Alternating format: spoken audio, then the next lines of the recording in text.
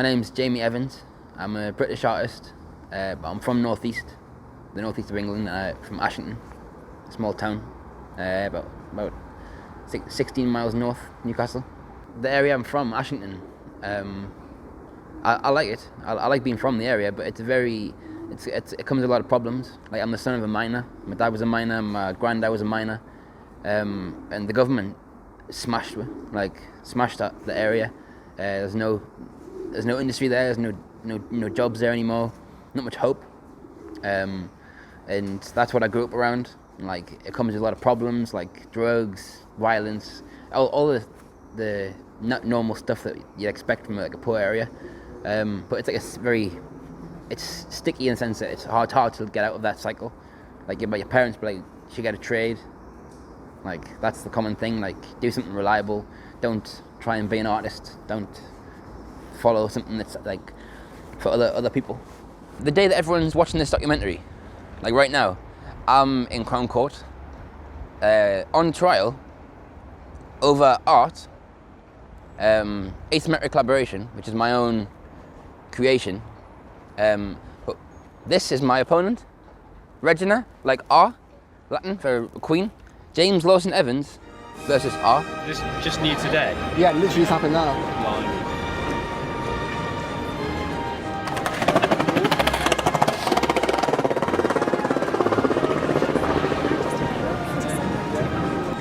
I mean, I was just walking out of the Students' Union, I just came around the corner, and there was this guy who was like wearing a black or dark blue like jacket and had like loads of paint splatters all down it, so it's very distinctive. Probably not the best thing to wear when we're about to do this.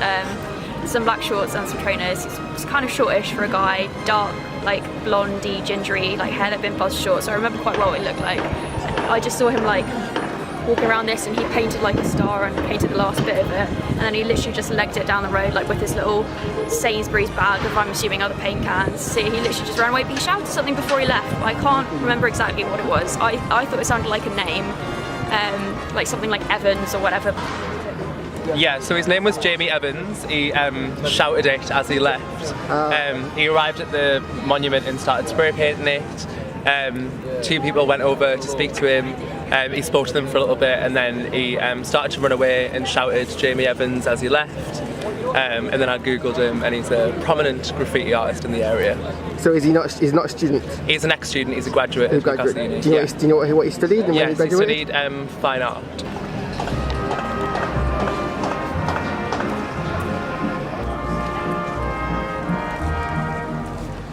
I'll take the finish off on that one. It would, yeah. You'd have to clean the whole thing rather than just a little bit Like free rust. Yeah.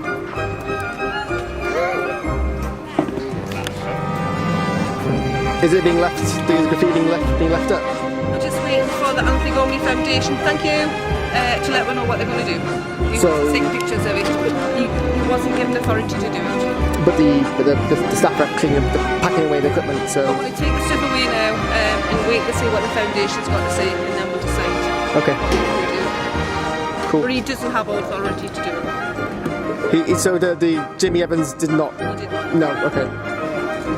It's broad daylight, beautiful sunny day. Can't understand people's motivation for doing something like this. Graffiti doesn't seem to have any particular merit, and it doesn't seem to send any message or anything. If it did, it shouldn't be done on another work of art. I just think the absurdity of being taken to Crown Court over art, it says a lot. There's no galleries around where I'm from, of course, but there's train lines behind Asda. But at the time it wasn't Asda, it was Portland Park. It's a big football stadium. To me, that was like my first gallery, like the first time I went in and was affected by art. We're sitting in Trafalgar Square in front of the National Gallery. This is where I very first came when I was in university. I first came to the National Gallery, and it was I remember being blown away, completely blown away, and seeing young children from schools sit on the floor and draw from the paintings. And I realised that was exactly the same thing that I'd been doing under the train lines in Ashington. That was my gallery. If you go to London, this is your gallery that you get to go to. In Ashington, I had a different gallery, and the artwork was by people who looked like me, sound like me, and I could relate to them, like the graffiti on the walls. I couldn't read it, but I knew it was naughty as well. I knew it wasn't like allowed to happen, but it was attractive. There was something about it. It was like hidden. I had to like find it, and it affected us in a big way, and like, but obviously led me on a certain path, becoming involved in graffiti, and like just write my name everywhere and drawing a lot. And then I realized that graffiti was a thing. Like you can actually draw words and like treat words as pictures. It's an amazing thing, but I was completely taken by it for years. It was my main thing, and like it fed into skateboarding. Like skateboarding, I would be all around the streets all the time, sitting on the corners and like really like in touch with it, and then just seeing graffiti everywhere. And I started noticing it more after I'd seen it that time. I just wanted to be part of it. And then once I started doing graffiti, it started a bit of a thing. Like I had like a lot of people doing it with us all of a sudden, and so I stuck with it. Now I just treat it as like my introduction to art, like the same way that little kids would get taken to like the National Gallery. I took myself to like the train lines. Whereas when I come to the National Gallery and when I learn about art history, it's a different vein of thought and different vein of society, which indulges in typical fine art. And so eventually I realized that like fine art is basically the appreciation of objects that are made by humans that are only for the appreciation of the beauty of the object.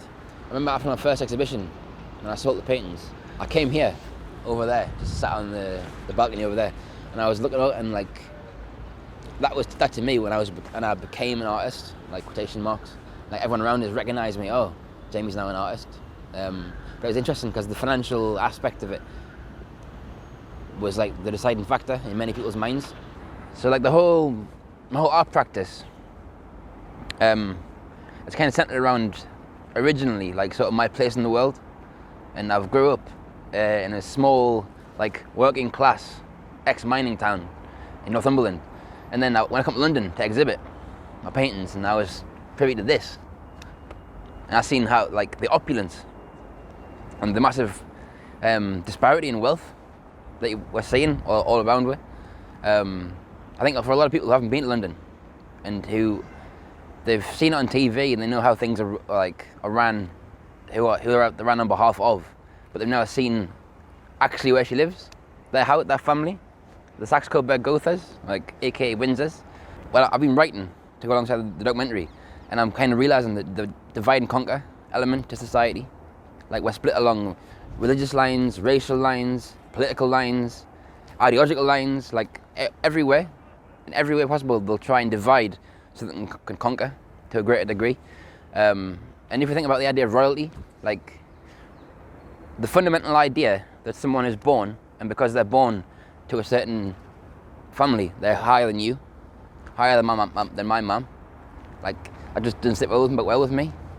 It's like a medieval idea, and I think it's just the level of disparity that exists. We need to realise that the access to the heart of government, it must be like open to everyone. Like the idea of everyone having to go to London, like elect an MP to go to London, to go here on our behalf. Like the idea is just ridiculous in the age of technology that we have today. Why can we not have regional parliaments in a different situation of governance that would basically allow, if, say, for example, in 2011 or 2010, when the government took away education maintenance allowance, AMA, which I was getting £30 a week to go to sixth form. It was basically an incentive to go to school and also help, and it really did help us out. And the government took that away right as I was finishing sixth form, so it didn't hit me. And then I went to university and I got the fees for £3,750, and then right as I started, they put the fees to £9,000, and I actually got arrested at a protest in Manchester, a student protest.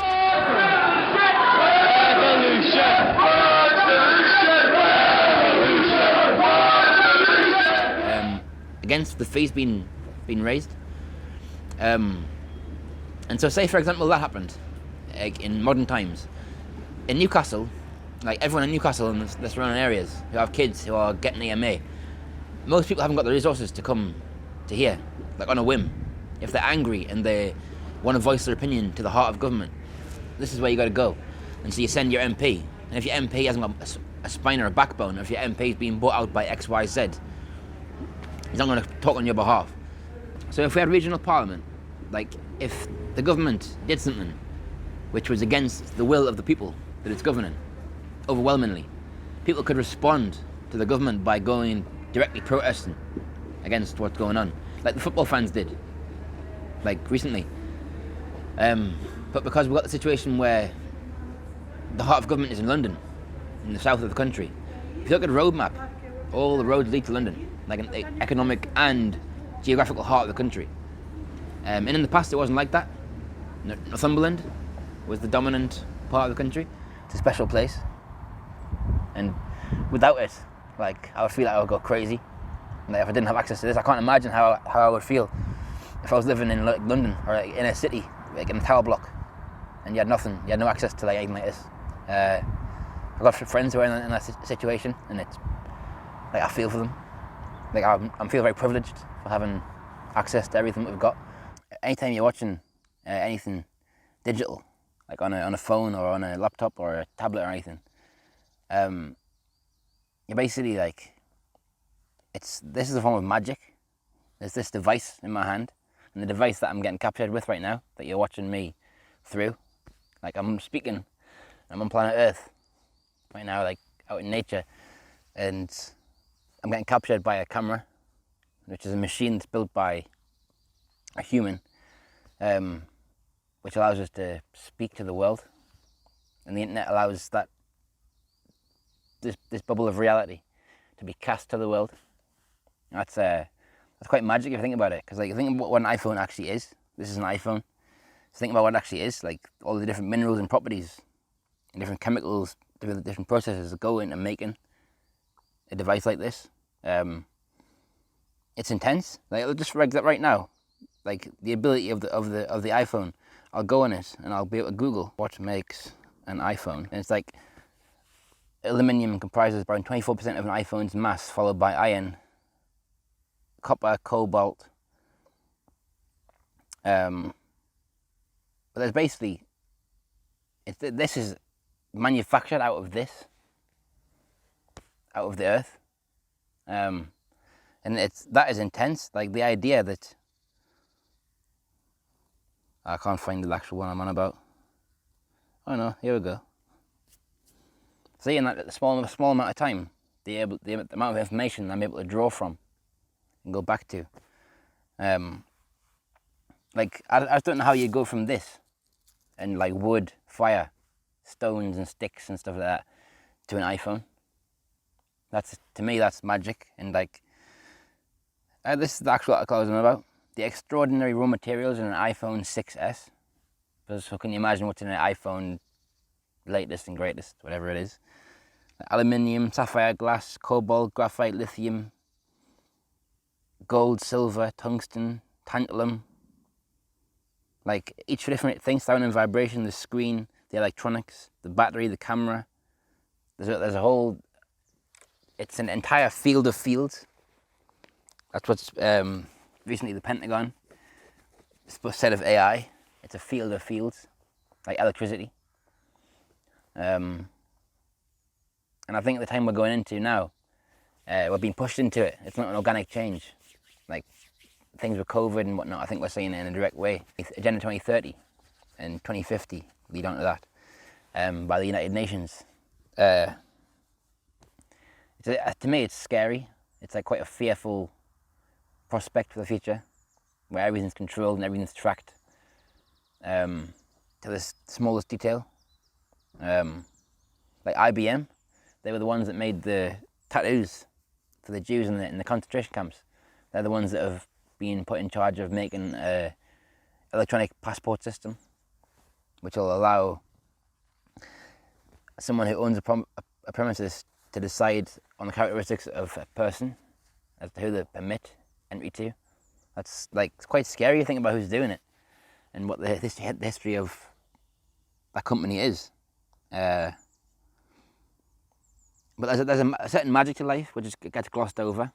We're given an iPhone or you're watching a documentary on the internet that's like through a screen, and you're just taking it for granted. Like right now you're sitting in your home or wherever you are, on a train or on a bus or in a car or whatever, watching something. And you're basically watching a little bubble of time get captured by this machine. So it's essentially the memory of machines.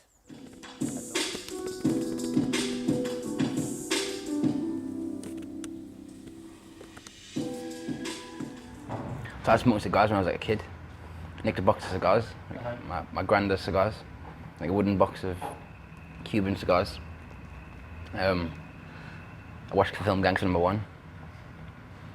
And the opening credits, it's got like, they're all sitting watching boxing, drinking champagne and smoking cigars. And I was like, there's cigars downstairs. So I went downstairs, nicked the cigars, took them in my room, and smoked the whole box, like over like a week. But even though it's a long time, like, I thought it's a long time. It must have been like... Will you some coffee? Yes, please. About 11, 12. Yeah.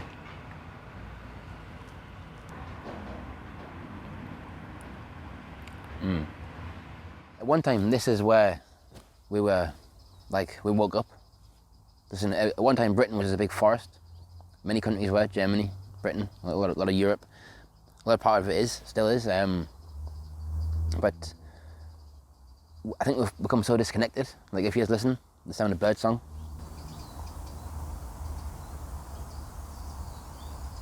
Like that, like there's like something to it.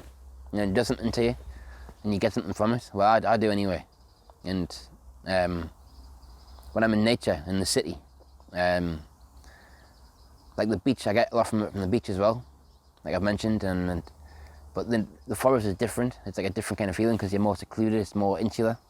You're hidden, in a way. And so you can sit out here and it's just like you and the birds or little bees flying around. I remember seeing a bee come along and like there was little bits of twigs and dust moving from below it as if it was like a little helicopter coming along, and it was like nature, like, it was mad. It was like a demonstration of flight. Then these walls, it's like a fortress. It's like made to be much bigger than you are. Look. It's made to make you feel like you're small and insignificant compared to these buildings. And it harks back to that idea of being a spectator. When you walk around here, if you're not from here, it's intimidating and it makes you feel small. It makes you feel like, compared to this, you definitely are a spectator. There's no way you can interact with this. In the 1900s, only the landed aristocracy, I think it was called, could learn law and pass the bar, like to become proper barristers, judges, excuse me. And so hence they ruled in favour of themselves, because there was no working class or peasantry trained in law. And so it's from the get-go, from the very beginning of it, it's fundamentally unfair in nature, but it's undemocratic, immoral, and very imbalanced, and kind of like unnecessary as well. It's so unnecessary. Like things don't need to be this way. They could be so much better. But the way things are controlled, it's controlled on behalf of a very, very small elite, on behalf of an even smaller elite. Quite a sad state of affairs, really. It's a good fight to be in, though. The structures of society that we're born into, that we're born with the presence of, they aren't fixed, concrete ideas that can't be changed. They're just historic ideas that have been around for a long, long time. It's very much like abstract. Like I see the world very much like as an abstract painter. I see the world very abstractly. Like things don't make sense. If you look at what's going on, like this will look like a very normal scene, but like every single thing here is from the human imagination. The formula of concrete, how to make this, the cutting of stone, the shaping of stone, the moving of stone, the transportation of it, how to build bridges, how to erect humongous buildings. It's all come from the human imagination, and from art, from artists. and creative humans that have wanted to make the world better than what they first found it. And for example, this building, I am in awe, like somewhat of how it looks and the majesty of it. It is a grand building, but it's not ran on behalf of the people. This is called the Houses of Parliament. And we have MPs, members of Parliament. But if you think about whose government is it? It's not ours, not the people's government, it's Her Majesty's government. And so, if that's a very unique situation in the world. There's other countries that have monarchies, but the idea of a monarchy in a 21st century time, when we have all the technology that we have, and we still have an old woman riding down the street on a gold carriage. That to me is a very abstract, bizarre reality. The birds, when I'm sitting in the woods, they don't need any money. The squirrels don't, the foxes don't, the cows. They live in like a natural equilibrium with their environment, whereas our environment that we're born into is entirely manufactured and inorganic. Like, look at the very substance we're sitting on, like concrete, like human creation. It just removes you very far from the original standpoint of humans, like where we once were. And I think being an artist allows you to sort of occupy that mind space where you can explore the ideas that most people don't really think about in day-to-day life. We need people of all levels to like do their best as they can to like try and change things, like not ask permission to do it, because you're not going to get given permission by the system, because it's like the same elites that are offering to guide us out of the problem we're in now, the pandemic, etc. They're going to offer a solution. They're the same ones that brought us to this point now. So how are they going to offer a solution when it's like the madman burning the house down and then saying, oh, don't worry, I'm going to put it out? But we live in an upside down world. People haven't got enough like memories either, because if people like had enough like basic memory, they would like they couldn't be lied to, like as much as the government do, and as much as everyone does, like all the companies, the industry, like we're lied to left, right and centre. But people haven't got the time as well. But like this lockdown is interesting because people have had more free time, but they haven't really, a lot of people aren't using it wisely.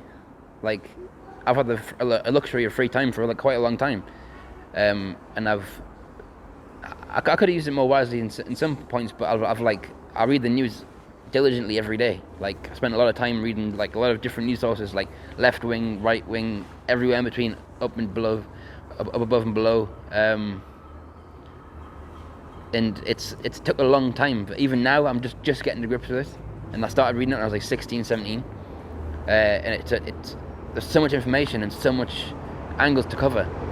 I can't imagine how a regular person, without that luxury of free time, a lot of free time, you would ever get any idea what's going on.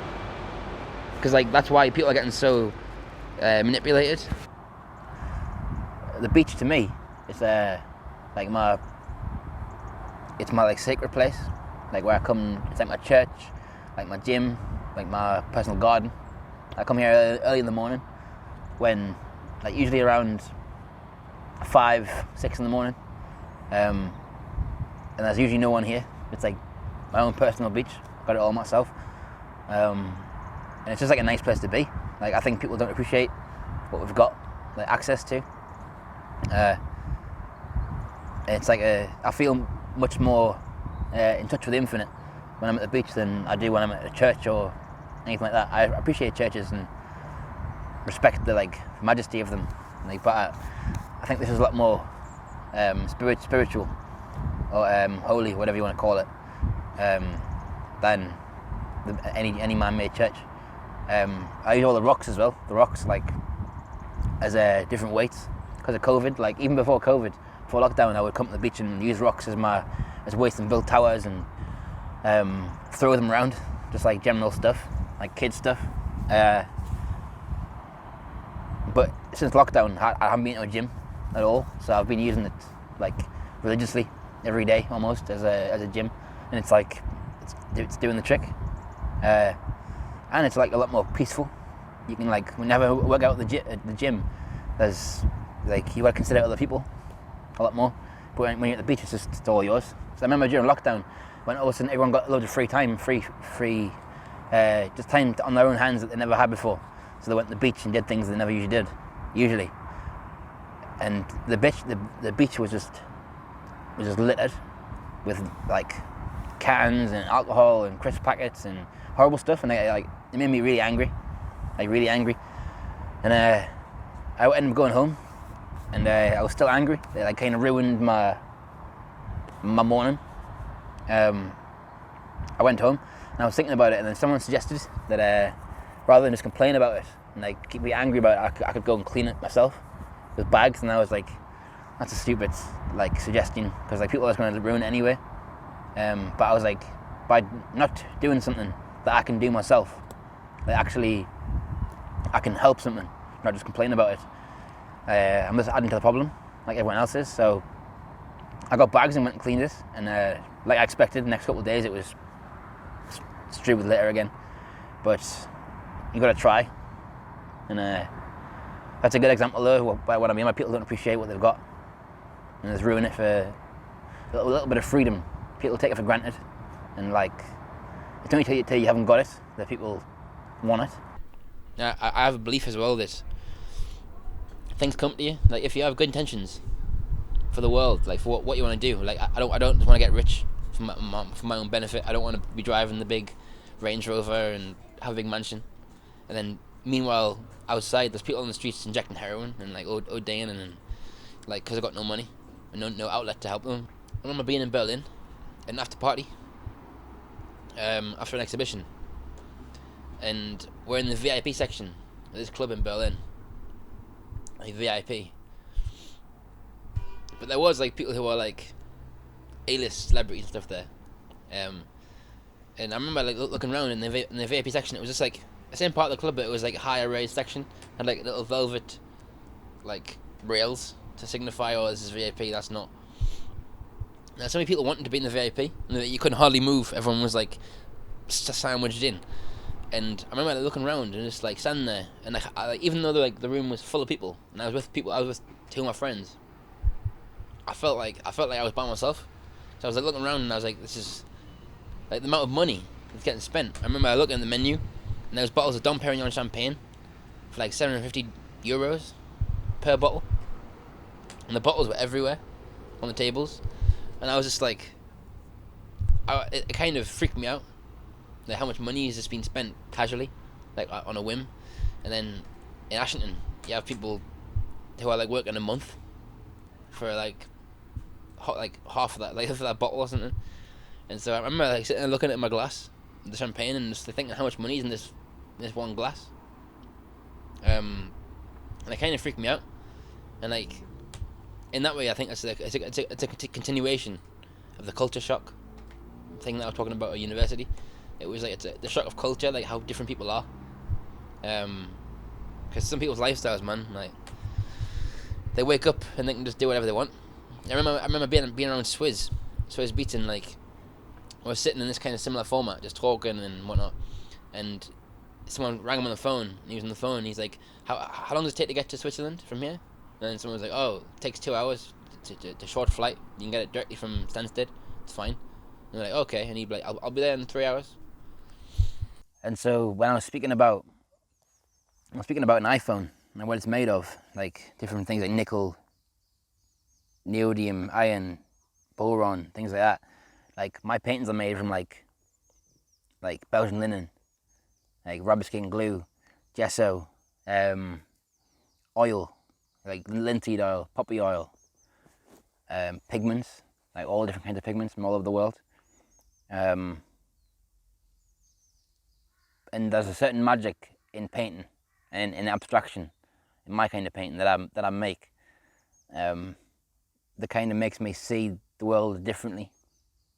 Because it's quite a magic thing to be able to sit and create something essentially from nothing, and then put it out in the world, and for that thing to be appreciated, and for people to be willing to pay money. And when you think about what money can get you in the world, it's basically money provides life. You've got to have money to live. It's quite a big thing when people are willing to spend significant sums of it on your creations. But I see my painting and see art in general as a form of magic. Because I'm essentially conjuring feelings in a viewer, just from shapes and colour. And even if you hate my paintings, even if you don't like them, and you don't like what I do, and don't like what I stand for, I'm still going to cause a reaction. I think it's funny as well about cigars in class in Britain. Interesting, because when I first started smoking cigars, when I first started being able to afford to smoke cigars that I want to smoke, like Monte Cristos, some people around us were like, really? Like, really, Jamie? I like cigars. It's like kind of like art. Like, you're staring at art. There's no real, like, what's the word? Practical value in a cigar. I mean, it's expensive. You sit there and smoke it, but you appreciate the moment, life. Ask yourself a question. How many hours have you sat in front of a TV or in front of a video game in the past year? And then compare it. How many hours have you spent researching how you're governed? Who's governing you? Like, what's the framework that it's based upon? And I think for most people, the ratio will be overwhelming. And I just think it's an incredibly tragic thing when we're in such crucial times. And most humans that are capable, intelligent, talented, creative human beings are just wasting their energy on nothingness, on just sitting and literally watching pixels move around the screen. I realised this one day. I was sitting playing video games when I was doing research for my dissertation about psychedelics. I was sitting playing video games, and I realised I was trying to play Skate 3. And all of a sudden I realised, I turned it off, and I started staring at a blank wall, a white wall, just in my own mind, and I was thinking, this is more entertaining than what I was previously doing, if you really think about it. They're just sitting in a human body. We have consciousness, we have eyes and ears, we can breathe, we have the ability to draw, to write, to listen to music, to make music. And we're expected to just sit there and consume other people's creations. People aren't encouraged to make their own creations. Most people are encouraged to just be consumers, spectators and consumers, not producers and participants. Why is it that we don't revolt and we don't stand up against people who oppress us and our loved ones? It's because of a system of bread and circus, like distraction. People are sitting playing video games or watching Netflix. Meanwhile, there's literally world wars going on, weapons being built that's going to destroy the earth. Basically, reality going on, unfolding, and everyone who could do something about it, they've kind of tuned out of reality and sitting in a little bubble of distraction that's been put there for them. And it's the modern day version of bread and circus. In ancient Rome, the rulers realized, I think it was Crassus who said, that if you give people enough bread and circus, they won't revolt. You can basically you can do everything apart from sit on them. Give them enough free bread, enough sustenance so they don't die and starve, and enough circus, enough gladiatorial games, etc. So today, a modern day version of sports games. And if you look at the footballers, when the league was going to be changed to a super league, and a lot of football fans weren't happy, and instantly they hit the streets and revolted. They stormed the grounds, and in result, the league capitulated and gave in to their demands or whatever it was. I don't know the ins and outs of it, but I was just shocked about the actual human reaction to it. Why has there been no reaction to that? Like that? To austerity, like tripling your kids' education, closing all your public services? Where is the reaction to that? Where's the reaction to the inequality that we say right now? And it's a state of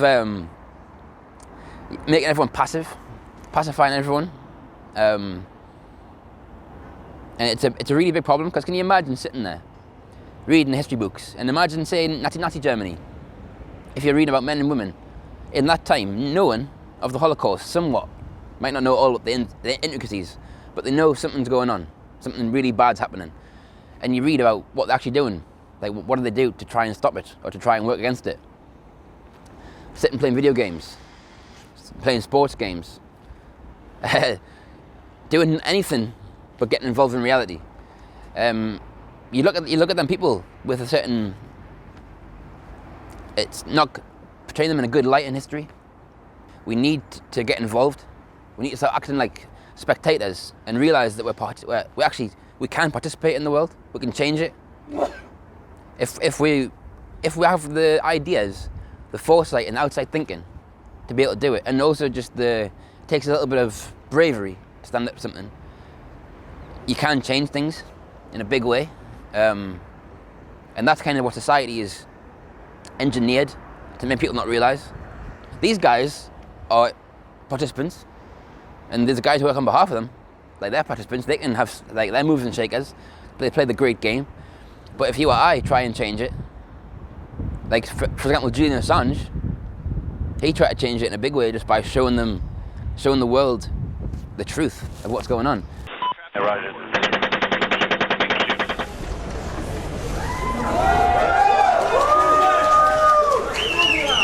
How do you feel, Julian?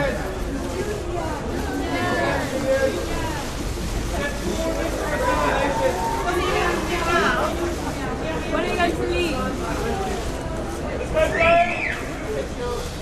What are you going to do now? Today is an important victory for me and for the UN human rights system. But it by no means erases 7 years of detention without charge in prison, under house arrest, and almost 5 years here in this embassy without sunlight. 7 years without charge. Why my children grew up without me.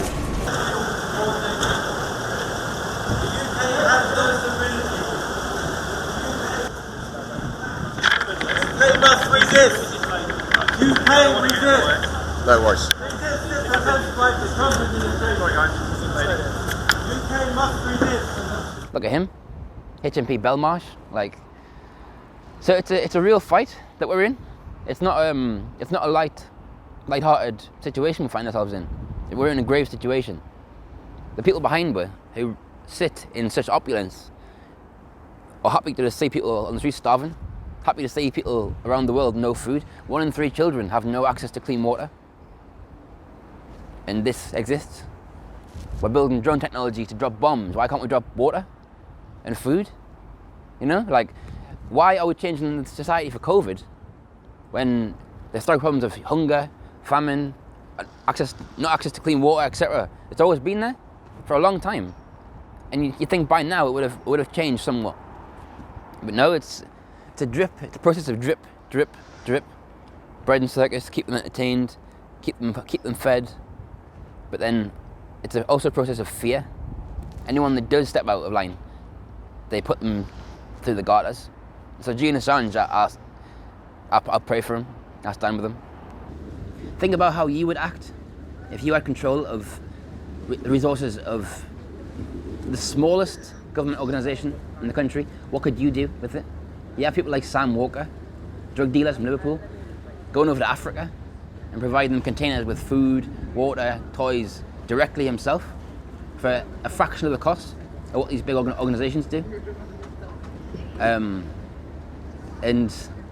it speaks volumes when someone like that, someone from the street with a criminal initiative, is willing and able to expose and show up like organised charities that are meant to be helping the world. They think about all the history, like the British Empire have been a part of, and the army, the Empire's army, have like worked on behalf of. All the monuments around London to the dead, the war dead, all the homeless people you see on the streets, austerity, etc., etc. Like the closed public libraries, and then the Queen lives like this. I think the idea of monarchies is fundamentally corrupt and fundamentally unequal. Well, the very idea of monarchy is unequal. When people really think about their family that lives in there. Prince Andrew is not going to cooperate with the FBI, with the Epstein investigation. If that was you or I, would have been taken over there. Prince Charles, Westminster Jimmy Savile. Like, the kind of people these people associate with, like, the kind of people where if you knew someone who hung around with them kind of people, you want nothing to do with them. But whereas like, they have this whole propaganda machine to basically make them look as if they're like the Joneses, they're like the image that what everyone should look up to. And I think we're all seeing that the facade crack now. Like Harry, talking about how the level of the generational abuse. My mother was chased to her death while she was in a relationship with someone that wasn't white. And now look what's happened. You want to talk about history repeating itself? They're not going to stop until she dies. My father used to say to me when I was younger, he used to say to both William and I, well, it was like that for me, so it's going to be like that for you. That doesn't make sense. And the whole lifestyle that these people get put through,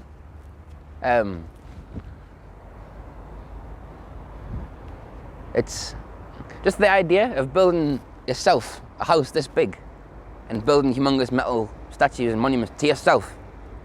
Just like, think about it on a personal level. You've got this kind of stigma, or like this imagery in your head of you, because of where you're from and your area, you're part of your area. And obviously that's true to a sense. Like, your mannerisms, your culture, blah, blah, blah, but what is people on a planet?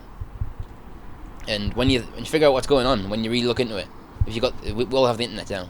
You have unlimited access almost to information. I don't understand how people are content with living this like sort of humdrum 9-to-5 lifestyle, where they work 5 days a week, 6 days a week, and they have 1 or 2 days off each weekend to go and get like intoxicated on whatever substance you choose. I think it's going nowhere. It's like a cycle. There's also the point of the state of the world. Like a common thing that I've heard from a lot of people, a lot of intelligent, smart people, are saying that they don't want to bring kids into the world because, like, oh, why would you? As the 21st century began, human evolution was at a turning point. Natural selection, the process by which the strongest, the smartest, the fastest reproduced in greater numbers than the rest, a process which had once favored the noblest traits of man, now began to favor different traits. Most science fiction of the day predicted a future that was more civilized and more intelligent. But as time went on, things seemed to be heading in the opposite direction, a dumbing down. How did this happen? Evolution does not necessarily reward intelligence. With no natural predators to thin the herd, it began to simply reward those who reproduced the most and left the intelligent to become an endangered species. Having kids is such an important decision. We're just waiting for the right time. There's no way we could have a child now. Mm-mm. Not with the market the way it is, no. God, no. That just wouldn't make any sense. And then, like when I first heard that, I was shocked, like incredibly shocked, because that's not my opinion at all. Like, I'm of the mind that if you do that, if we were to do that, if every good person who has intelligence and who's observant of the current situation of the world stops having children, only the people who are not aware of it or who are actively causing it are going to continue having children. You're going to populate the world with a bunch of absolute and idiots, mindless idiots. It's like Idiocracy, the film Idiocracy. That really is happening. Smart people are having kids less, and obviously people who don't have that mindset, like, you know, awareness of the stock market, etc., etc., etc. Financial limitations. They're just going to keep having kids. Like we're Ashton, like 16-year-old, 15-year-old having kids, because what you do, and there's a lot of people around you who do that. And like, I'm not saying that's wrong to do that, because if you want to have children and raise a family, that's a very noble thing to do. But a lot of people who I've talked to who are very intelligent and who are very aware of things and who have a good position to raise a solid family, a strong family, don't want to raise kids, don't want to bring kids in the world because they feel like it's a bad thing to do. And I think that's the end of the world. That January 2020, I was living in a building with my ex-girlfriend at the time, the building was primarily Chinese people who lived there. Like, it was mostly Chinese people. It would be very rare you'd see anyone that wasn't Asian or mostly Chinese. And I remember seeing posters on the wall in January, early January, like about a virus in China. And I was like, that's weird. And it was like something about masks. I can't remember specifically what it was saying. I didn't take a photo, I wish I did. But it was something about masks and about a virus. And if you come back from Chinese New Year, to take precautions or something along them lines. But this is before anything was on TV.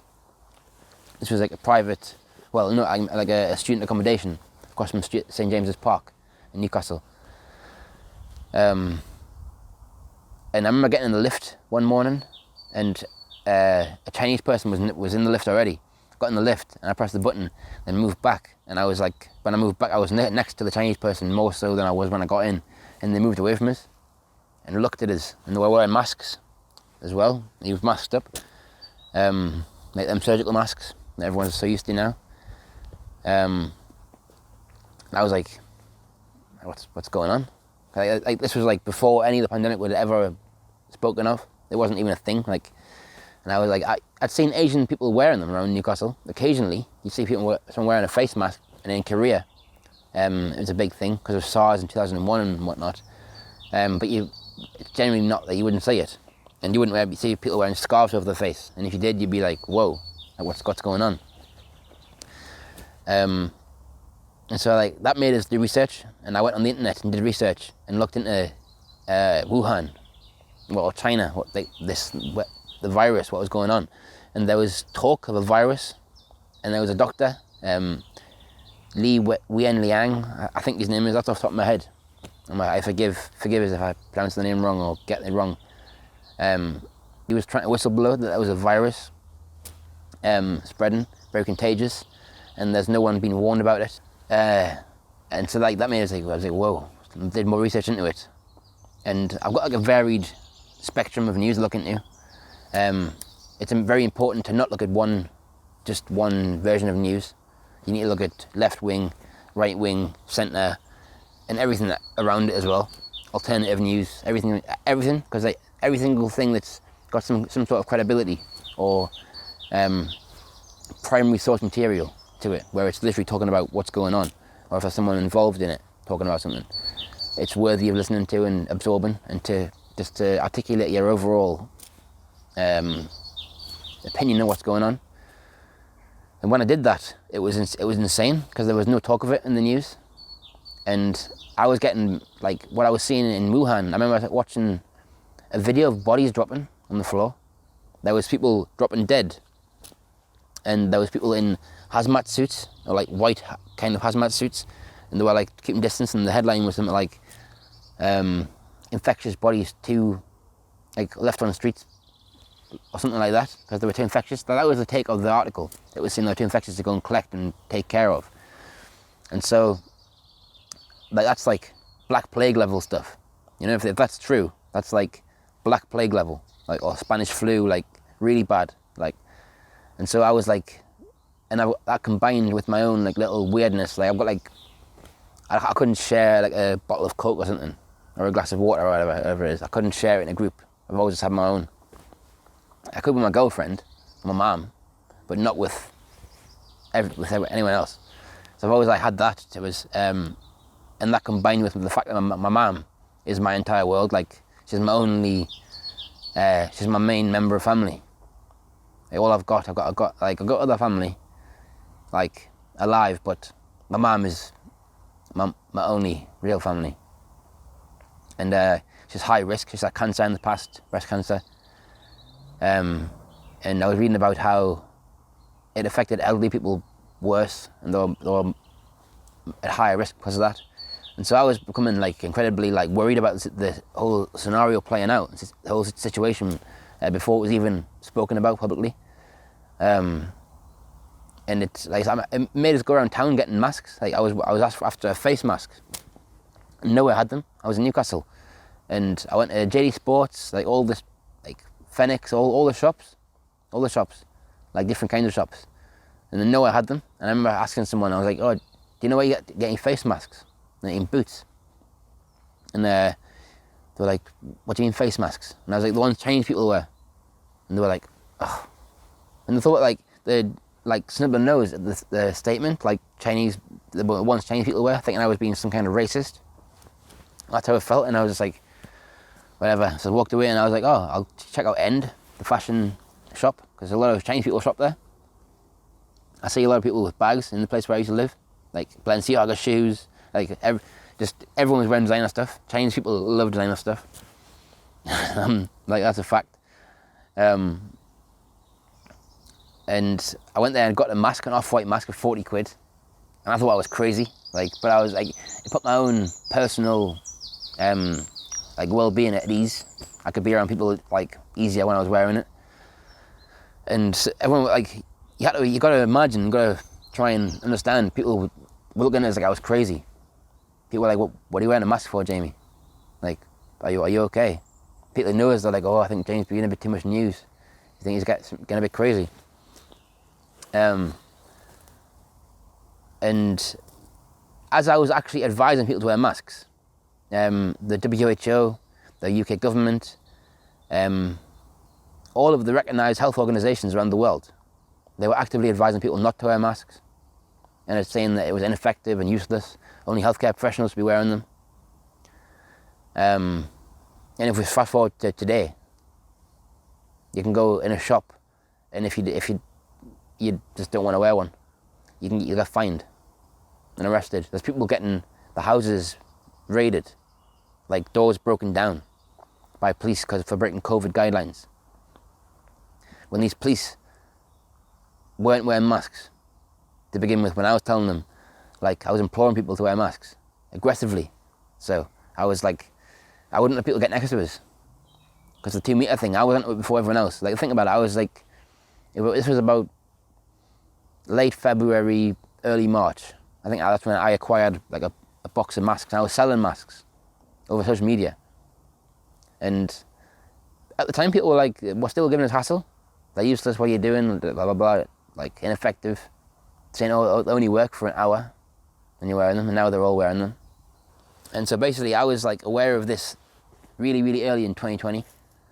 And at the same time, I broke up with the girl I was with.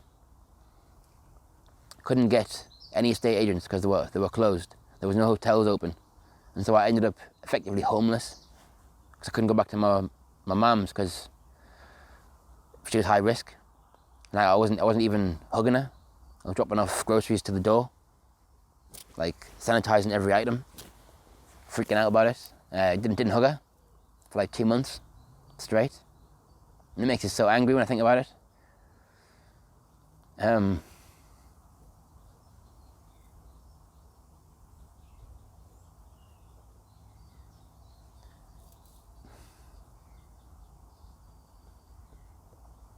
It's like inhuman what they've done to her. The way we're being treated, and like the measures we're under now, it's not for health reasons. I'm getting emotional because everyone I know, like many people I know and love, they're being subject to the same treatment, the same. It amounts to psychological warfare, psychological propaganda. Like I've got footage of like people, government officials not wearing masks behind the cameras, behind the government board, to come out in public. Like they put a mask on, come out in public, and then take it off when they get to the podium. It's this theatrical stage act that's going on, and it's about control. It's about imposing this global system of control upon the world. And it's like a time in history that gone unlike any other time. We'll say 2021, we've seen the fruition and the very first technocracy on planet Earth. I was at the skate park in Newcastle, exhibition park, skateboarding, with a photographer taking photos of us because I was wearing a mask. He messaged saying, can I take a photo of you wearing your mask? I think it'll be great. I'm doing a thing on the pandemic. And I was actually double masked. I was wearing a surgical mask and then my off-white mask over it. And I was at an Exhibition skate park, and the police came, and they said everyone's got to leave. They threw everyone out of the skate park, made everyone leave because of COVID, like Nazi Germany level, like Stalinist Russia, or like communist China. Like this is like we're in Great Britain, the United Kingdom, or the West, Europe, and we're in the same kind of society now as like dictatorships. And the fact that I was onto it first, I was telling people to wear masks and pushing masks on people before everyone else was. Like, I mean, government-wise. I've got to apologise in hindsight because they're unnecessary. Unless it's like a real pandemic. Like if it's a real pandemic, like Black Plague level, like people actually dropping dead in the streets. But like for example, what I was saying, where is all that coming to? Like, I haven't seen anyone dropping dead in the streets. No one I've ever spoke to has seen that. If you look back at the actual headlines that was going on, the Sun newspaper, Zombieland in Wuhan, talking about how people are dropping dead in the streets. That was like, that's a headline I remember. And if you can imagine the level of stress I was under, thinking that we're in a real pandemic situation, people are really gonna there's gonna be like mass casualties and death from it, people dropping dead in the streets, etc. And people are taking it not seriously. And when I was telling them, they didn't take it seriously. But when the government come on TV and tell you, wear a mask, the government doesn't even care about you. The government's took away your education. Like, they will launch wars on foreign countries. They create and fund terrorist groups. And like poke the beehive. And then wait for that problem they've created to come to fruition. And then allow it to happen. And then offer the solution to the problem they've created. Like problem, reaction, solution. It's like a simple formula that the ruling classes follow today, like similar to bread and circus in ancient Rome. I'm very angry though. My mum is like my world, like I've said. Just 67, 68 or something, like getting on. She's not in the best of health. And for 2 months of her life, I didn't hug her at the time when I most needed to. Like I was homeless, living in an art studio. The world around us was falling down. Like I was living in the city centre. You gotta understand. Everyone else was living in little estates or residential areas, and everyone clapping at 8 o'clock on that. I didn't hear any of that for like a long, long time. I didn't hear any of that. Everyone's like, "Whoa, you can hear it if you got on your door, your window, you can hear it." I couldn't hear any of that. All I could hear was police sirens and like arguing in the streets from people like drug addicts in the streets. And when I would go on the streets, I would get hassled by police. Come out the art studio, come in the corner. Police pulled up in a police van. What are you doing? Why are you in the city centre? Like, and if you think about it, they're not wearing masks. They weren't wearing masks at the time. And like, it's just an insane kind of paradigm that you've got. Like where we come from this. This is our natural environment, our habitat. And now we're forced to mask up, even outside in public, and in enclosed spaces, for fear of infection, when the government doesn't care about kids, like being on the streets, being involved in drug gangs, getting groomed by gangs. If you think about the level of the lack of care the government has for people, I don't mean like the average person, your MP going to Parliament and the one you see them around the pub at the barbers or whatever. I'm on about like the people who are chosen, like at an early age, who've gone to Eton, Cambridge, Oxford, them typical schools, and they've been groomed from an early age to be the ruling class. And they've been taught that, like, duit et mon droit, God and my right. It means God and my right, and like their right to what? To rule over us. And like the idea that they're blue-blooded, the royal family, like Prince Philip's a Nazi, literally. Prince Andrew's a pedo. I don't care if it's not confirmed. He's not going to contributed to the FBI investigation. That to me says it all. It came out with Harry and Meghan that like someone asked the colour of the kid. Are you not worried about what the colour of the baby might be? The nature of the people that rule with, that's what you got to think as well. They don't care about us, and they look down on us. They think they're better than us. Like the idea of eugenics, the ideology of eugenics that Hitler was inspired by, and he kind of took in his own stride and made his own thing. That was like the British aristocracy, the British ruling class. They're the ones who came up with that. Churchill, Charles Darwin, Charles Darwin's son. And they're the same people who are now lobbying for you to take a vaccine. And they're saying that we care about you so much that we're so worried about you. We need you to take a vaccine. But they're happy to let you live in poverty, and they're living in a humongous palace. And most people where I'm from has never been to London. And that's part of the problem. Like, there's a huge disconnect. Like, we're ruled from up high. And without money, you can't get to anywhere. You can't even go and look at the up high without money. Like 2 + 2 = 4. But in society today, it's kind of like 2 + 2 = 5. Because nothing makes sense anymore in the world we're in. And now we're told and we're expected to trust the people that have made the world the place it is. We're going to expect them to build back better. It's a very pertinent question to ask, how do we build back better? To build back better or whatever. We have a chance to reset the clock and build back better than before. To build back better than before. Remember the terrible damage of COVID as we try to build back from this global pandemic. Joe Biden calls it build back better. Build back better. Building back better. To do things differently. To build back better. We're going to build it back better. And build it back better. It's my plan to build back better.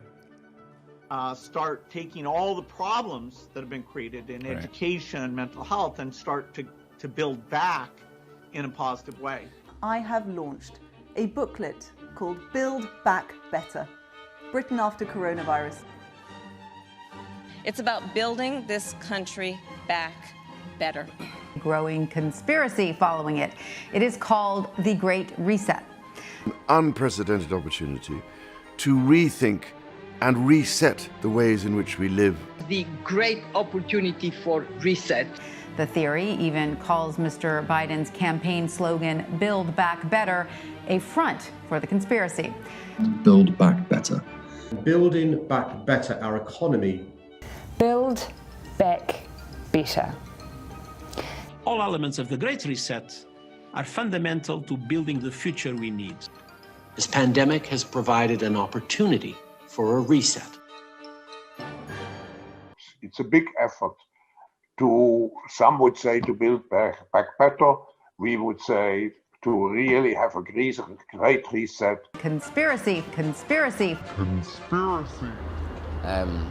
I don't trust them to do so. I don't think they should have the right to do so. They've forsaken their right because they've consistently forsaken their duty and their ability to help people.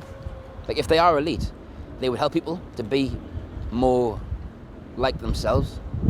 But what do? Instead, they put barriers in front of them. They put humongous fees at certain schools where you need to go to learn certain things, to be introduced to certain gateways, to put you in the halls of government, etc., etc. Same in art. Unless you can do an unpaid internship in central London at one of the big galleries, most times you're not going to get picked up to be included in the staffing. And so it's just there's humongous bottlenecks in society that's still there, very present. Babinski talked about in 2009 in a Chatham House speech about how it's now infinitely easier to kill 1 million people than it is to control 1 million people due to technology and the political awakening of the masses. He actually said he was flattered because the British Foreign Secretary quoted him in a speech saying that. In ancient times, to control 1 million people was infinitely easier than to kill 1 million people. Whereas now, due to technology combined with political awakening now infinitely easier to kill than it is to control. Namely, in earlier times, it was easier to control 1 million people, literally. It was easier to control 1 million people than physically to kill 1 million people. Today, it is infinitely easier to kill 1 million people than to control 1 million people. It is easier to kill than to control. I think that says a lot. When they're speaking behind closed doors and they say certain things in a certain way, and come out after, like in public, and act a certain way, like as if they're gentlemanly. Things like Bohemian Grove, like men meeting in redwood forests, in red robes, in front of a huge stone owl, with a big fire, and Masonic songs being played from the trees. Like, it's very strange.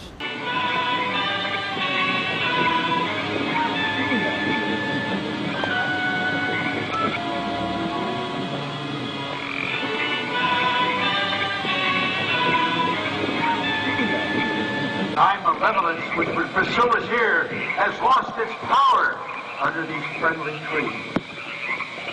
So shall we burn thee once again this night, and in the flames that eat thine effigy, we shall read the sign, Midsummer sets us free. Ye shall burn me once again!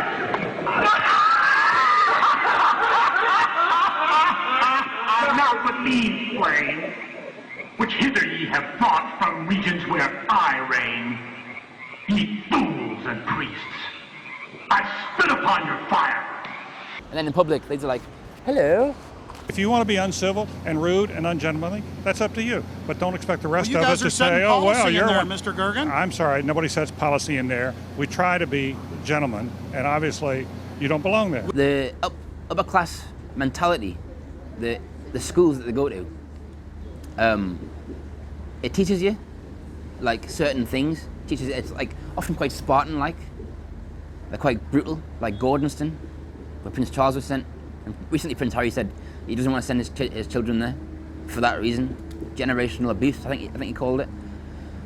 And it's basically this very strict regime where it weeds out empathy, niceness and care, and like being able to empathize and put yourselves in the other person's shoe. We're literally in right now the New World Order, the Great Reset, or we're seeing the formation of the world's first real global world order. Henry Kissinger announced that this year, and I just got chills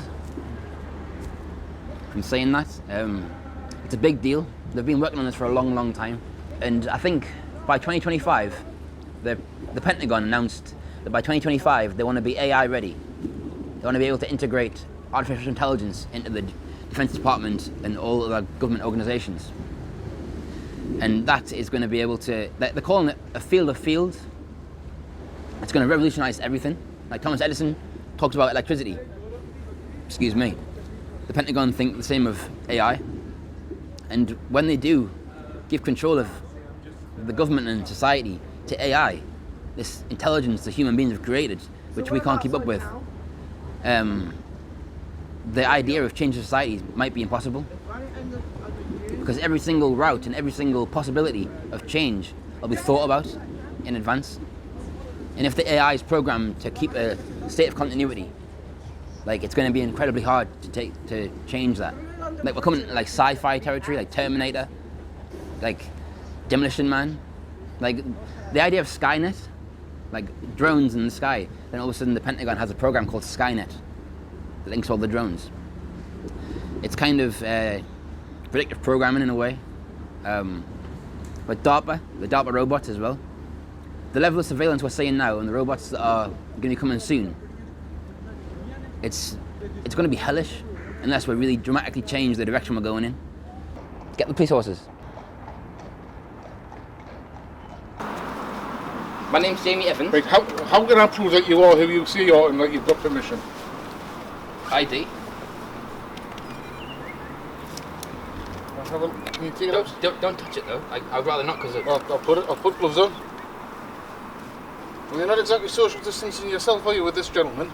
Fine. It's completely legal, mate. This is legal. It wouldn't be if it wasn't legal. Well, thousands would. Well, I wouldn't. Right? Yeah, can I have a personal check, please? Surname of Evans, first name of James, date of birth 12/10/1992. I'm an artist. I Google my name. My name. You got my name. Google my name. I'm an artist. I've got permission to do this. I wouldn't be here filming documentary. I'm going to speak to some of the staff in here. Yeah. They all know this. Even the cook. Probably not him. They all know this. All the cooks know this. Yes.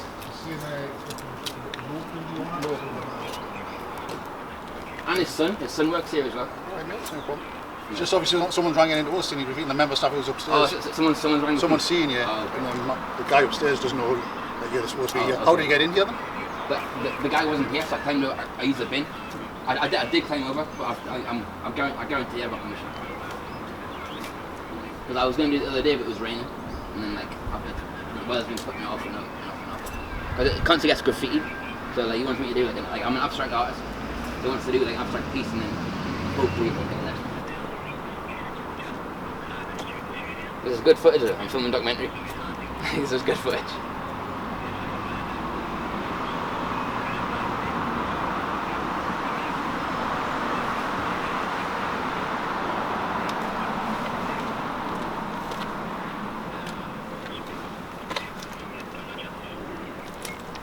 Yeah, can you have a look on his, if you do a video and see if you attended his appointment, or even see if that incident's crime is logged to him.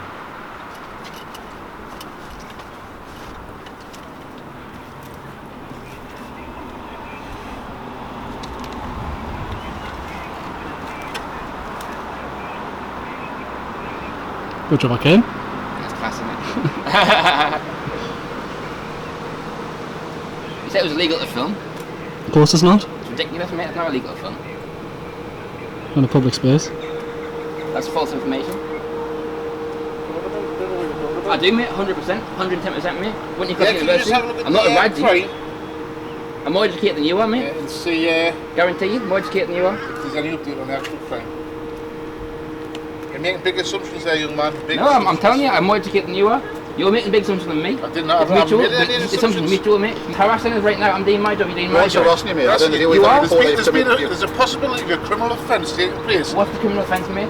Criminal damage because we took this. Right? On a restaurant in the middle of the day. Ridiculous, man. Until that is proven, right? You've been seen spray painting somebody else's property. Right. It is not your property. Now, are we doing it in the middle of the day? Right. Plenty of people do. Go ahead. It's not illegal to film, is it? Technically, this is private property. No, but I've got permission, so it's completely legal to film. And you're saying it's illegal to film. It's ridiculous. It's private property because it's a railway line. Yes, this line here, right here, though. This line right here, private. You're on the public domain. I would beg to differ because this is an old platform, so it's all part of the railway. Look, he told us. He knows his property. The guy owns the property. He's a rich man. I'm still beg to differ because this is part of a railway. This is an old. This is a. He said this line here is his property.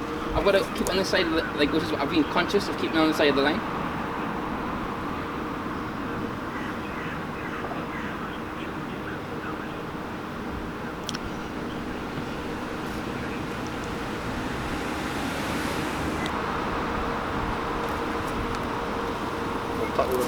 Yeah, me have gone through the video. It's slightly different from what you did last time. A while ago. The time that's been put in will probably just be delivered. No? No, but I'm saying you look at it slightly different. Maybe you've lost a bit of weight or something. More hench. I go running every day. I get out running a bit. I'm faster than you. See, again, you're making assumptions. No, I bet you I'm faster than you. I'll give you that. I'll run you in a second. If I was down there, you couldn't catch us in a second. Right. Bet you. Exactly. But I'm saying. You'll never know. But again, you're making assumptions. No, you're making assumptions, mate. You came here and saying it was legal to film. Like that's not no, on. I said don't film me. No, you didn't. I've got it on camera saying you're not allowed to film. And your name, please. Dawson. Sorry. If I was going to be awkward, I would have had you in cuffs and taken you away, and then looked at it afterwards. I'm not. I'm being decent by getting somebody by totally here, making sure you are who you say you are. Okay. Right. And making sure you have got permission to do it. I present an ID. I didn't resist the ID. No, and nobody said you have. Yeah. You're the one being like that. No, because I was thinking about it and you said it was legal to film. No, I didn't. I just said you did. And if I didn't have the nature I've got, I would be like, okay, don't film. Right. I'll be your win. That's not the right way, mate. Right. I just don't like being on film. So neither do I, mate. Neither do I. Fine, but that's not. You got no choice. Exactly. You got no choice. That's all I says. He's. I got permission. Right. Fine. That's fine. He says he's going to check, make sure he's happy with your work, like. Right. Right. That's fine. See, it's been done. All right. You're cleared. You can carry on. Sweet. Right. But be careful of that, because once you go in there, it's a big fight. I understand. Right. You've got permission. That's fine. But all we were doing was detaining you here until we knew. Exactly. Detaining me, mate. No arts is in Graffiti, or like claims he's an artist. He claims he's an artist. Yeah, I claim Get back to it. Yeah, thank you. Yes, man. See you there, man.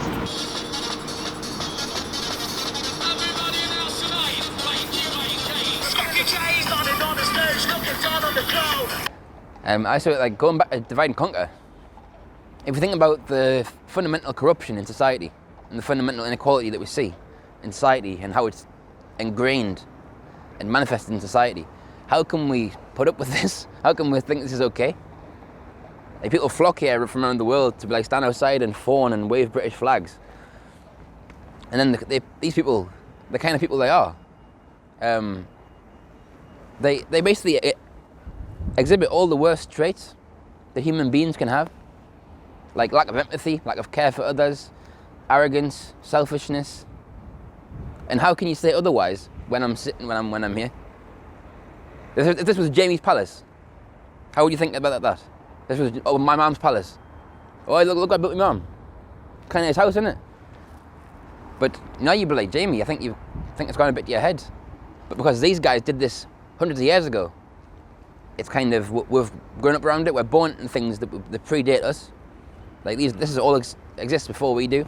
And our parents and our grandparents and our grandparents, they've all been put through a system of conditioning.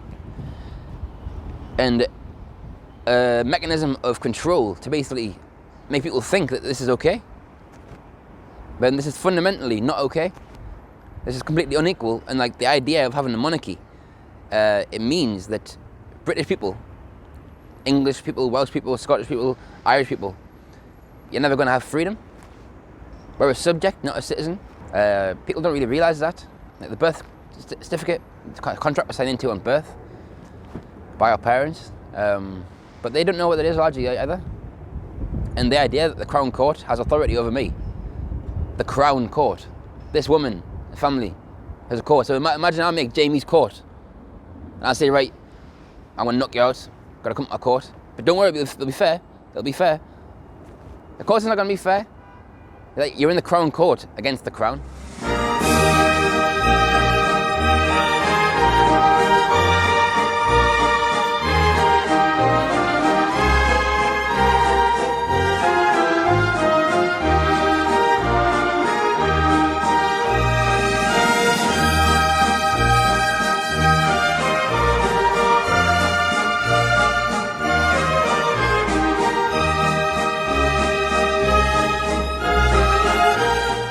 Alfred Krupp, the armourer to the Third Reich of Germany and the Second Reich, the Krupps, the British family, the British government.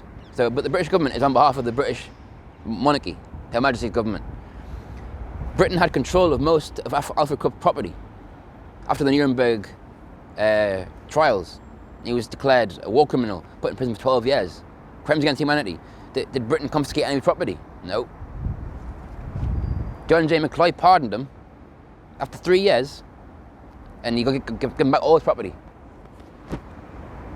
After they killed how many people in London? How many people did they shell in northern France with cannons? And these people didn't do nothing. They're like, to me, they're like, quite literally, they might as well be demons. They're like nasty, evil people. But think about the nastiest person you've ever met in your life. Like the nastiest, most savage, brutal person you've ever met. Think about what they're capable of doing. And think about the savagery and the brutality of this family. Being able to create a world empire. To basically manifest their own ideas and their own political aspirations and will upon the entire world. through different means, through the idea of democracy. But there's also a big think tanks which are really influential. I've been vigilant about the government since I was 16. Like aware that these people are not a protective force for us. Like, remember, for example, I'll tell you a story. When I was a kid, I was about 10 or something, and living in Ashton, like just with my mum, just me and my mum. And it was like late at night. I was lying on the couch. I fell asleep on the couch downstairs, watching TV, I think. So it must have been like a Friday or something, Friday or a weekend. And I fell asleep on the couch, and all of a sudden I was banging on the window. It's like middle of the night. My mum was asleep, I was asleep. I woke up to my mum, like being scared and like looking towards the window. I remember there was like someone banging, being like, please, please, can I have a drink of water? Like, ask me some water. All they were trying to do was get her to open the door. They were trying to burgle the house. Oh, God knows what they're trying to do. But I sprung up, and even then my instincts just kicked in, and we had a coal fire. I picked up this metal poker, and I was standing there in front of the door, holding this metal poker. Not that I could have done anything, defended against a man at age 10, but principle was there. And I remember my mum rang the police, and it took the police a long time to get there. Like, if that guy wanted to get in and do whatever he wanted to do, he could have did it. And so from an early age, I realised that we're kind of on my own. Like, the idea that I can wait for someone else to come protect my mum, that's not the case. And everyone now have kind of suspended their common sense. Like, people know. If I ask people, do you think the government cares about you? No one says yes. It's actually quite tragic, to be honest, like heartbreaking. On my Instagram, I put out a poll.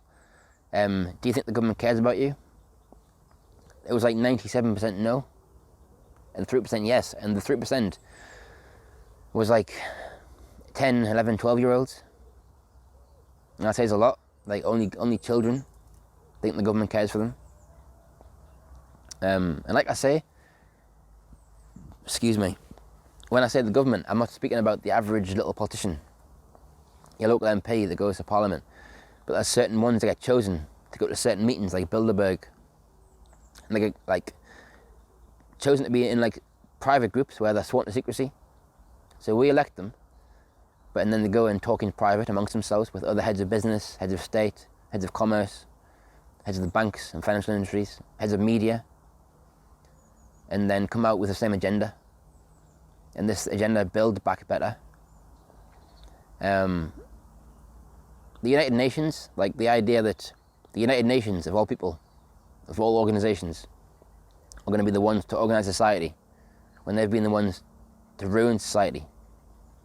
And I don't mean the United Nations as the organization, the members who make them, the USA, England, Britain, Europe, NATO organizations. They're not making the world a better place. They're making the world a worse and more dangerous place. यानी बाहर की दुनिया तो ये कहते हैं कि देशगर्दों को मार, देशगर्द बेगुनाह लोगों को मारते हैं.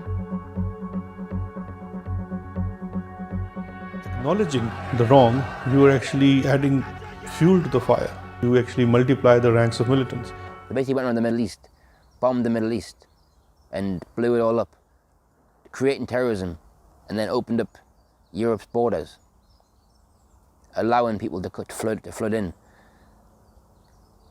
knowing that the sentiment they've created against the West is going to create humongous social and civil problems in the West.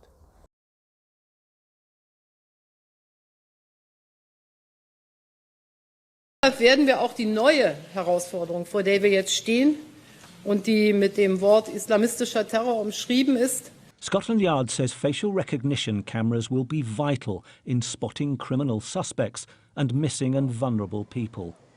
Police say the system won't retain images of anybody not on a watch list.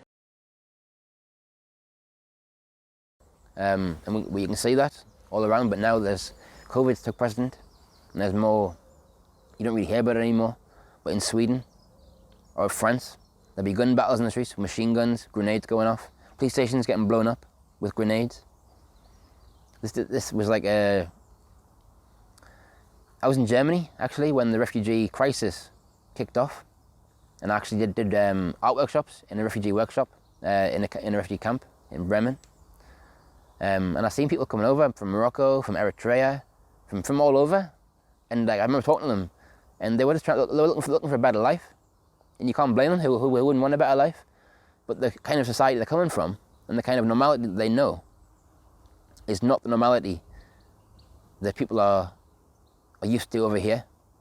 For example, the ideals of protecting human rights and valuing human rights. Homosexuality, for example. Many parts of the world, it's illegal, or you can get put to death for being a homosexual. And many people are coming across with attitudes to women, which people over here would find foul. And it's not, I'm not angry at the people coming over. I'm angry at the people who are allowing this whole system to play out on the grand chessboard of things. Because if you read the books, like if you read the book Tragedy and Hope by Carol Quigley, World Order by Henry Kissinger, Strategic Vision by Dr. Zbigniew Brzezinski, they give you some insight into the mindset of these people, of these elites who kind of form the Western world order and the idea of order, rules-based international order, what they call it, but their rules is like they can bomb people, they can nuke people, but you can't do anything. So it's like one rule for them, another for other people. So they're the ones being entrusted to make the world a better place right now, and everyone's just forgetting who they are and what they've done. And like Klaus Schwab of the Great Reset, look into it and read about the principles of the Great Reset and think, is that what you want for the world? And think about the lifestyle and the mindset and the outlook of these people who are pushing this, and how they view you, how they look at you. And it's the same way that Nazis would look to people. Unless you were like them, of their desired creed and desired look, you were to be looked down upon. It's just such a tragedy, like a human tragedy. People have forgot, like, we're humans, we're animals. We're not meant to be controlled. We're not meant to have, I want to swear, we're not meant to have people telling them we can't go skateboarding if we want to go skateboarding. If you want to go sit on a bench and have a coffee with our friends, we shouldn't be getting told that we can't do that. Do you know what I mean? Be humans and don't accept this. And if you're a police officer, don't do it. Don't go along with it. And if you do, you're on their side now. So don't complain when you get subject to the treatment that you're going to get subjected to eventually. There's an interview with Mike Wallace. I'd implore everyone to watch it, with Aldous Huxley, where he talks about TV and about how it's increasingly being used to distract everyone. He talks about radio, about how Hitler used radio. And it's chilling. I'm getting chills just even talking about it. Like, if you think about the methods of propaganda that the state have today, if you look at the leaks of Edward Snowden, WikiLeaks Julian Assange, free Julian Assange, like, always everyone should be angry about what's going on. If you think about the revelations that's come out, the means of surveillance that the government have over the average individual, even more so now, with COVID passports, QR codes to check into places, track and trace. We're basically living in like hell on earth, in a sense. We still have basic freedom. We're in chains, but the chains have massage settings, and they've got Gucci prints. They're like, people are like flossing with their chains, but we're still in chains, and people don't really care because they're comfy and fashionable to wear. But eventually, things are going to get so controlled and so like rigid that people are going to realize, oh, I remember people talking about this, like someone was saying, oh, I remember that. and they're going to realise that it'll probably be too late at that time. And that's what worries us. When an authoritarian society flourishes, when that nature in society flares up, it doesn't stop of its own will. It only stops when people resist and people stop it. I would define myself as an anarchist, but not in any sense that's been defined, like that I've read. I call it bellum romanum anarchism. And bellum romanum basically means all-out war, or like war like the Romans, like no holds barred. And what I mean by that is like I class like the royal family, like the US government, the US military, it's an anarchist organization. Like they don't give a shit about rules or law. Conquerors like Genghis Khan, Alexander the Great, like all the biggest names in history, like they're all anarchists in a sense. Like they all impose laws and they impose a structure of a system on everyone else, but they don't abide by any structure of law themselves. Like they can kill people, they can like pillage countries, they can like do what they want, or like it we call all-out anarchism, or all like do what thou wilt anarchism, like do what you want. I've always been like anti-establishment in a sense, like against rules, and I don't necessarily like authority. I don't like injustice either though. I don't like bullies. I would never let people bully people. And I think the political landscape today, there's a lot of bullying that goes on. And even today, like the huge group of left-wing people shouting shame, shame, shame on the right, what they perceive as right-wing side. Shame on me! Shame on me! Shame on me! Largely, the judgment that they put on them sometimes is right. A lot of time is right. A lot of them probably are racist. Like, but I'm not willing to declare someone a racist without knowing them. Cause that's something I would have done back in the day, like when I was 18-year-old, 19-year-old.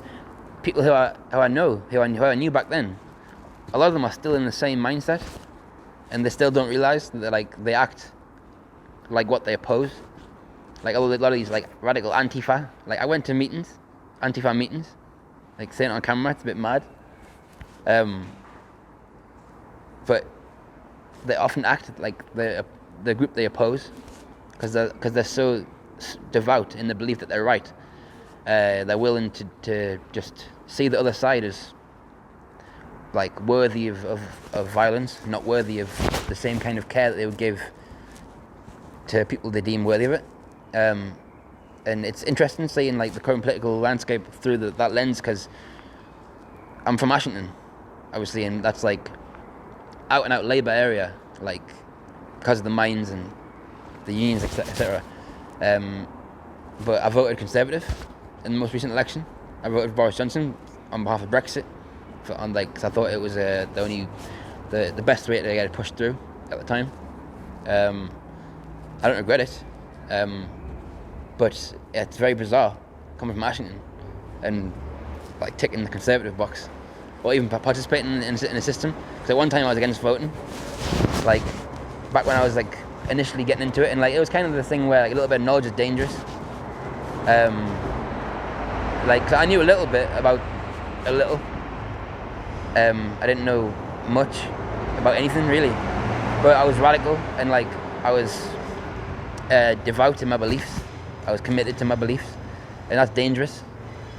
Like it could be misused, and you can find yourself in like, a lot of trouble from that kind of thing. And like, if enough people act in the same way, like it can be a real problem.